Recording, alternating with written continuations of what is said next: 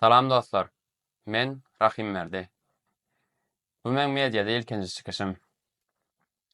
We öz ýolunda uşga saw açmamyň esas maksady her bir adamyň öz ugury, öz ukyp başarynyň barlygyny we gymmatlydygyny görkezmek.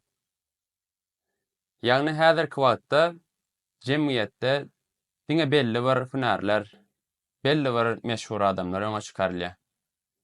Meselem aýdymçylar, sportmenler we ýa-da dünýä belli bir suratçy. Elbetde, olaryň etýän işi möhüm. Ýöne diňe olar däl.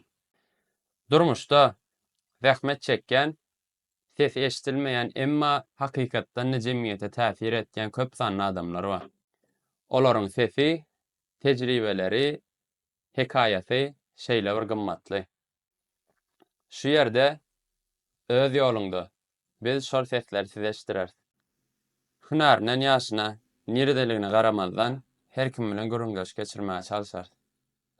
Olaryň durmuş ýolyny diňlär. Belki de olaryň aýdýan bir sözi sen öz ýoluňy tapmaňa sebäp bolup biler. Bu ýerde biz diňe gurrun etmez. Pikir alşarys, ilham alarys we netijeler çykararys. Gymmatlydygyny duýarsyň, belki de öz ýoluňy taparsyň.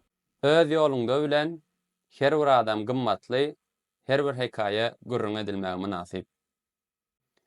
Eger sen hem öz ýoluň bilen ýürümäge taýýar bolsaň, başlaýarys.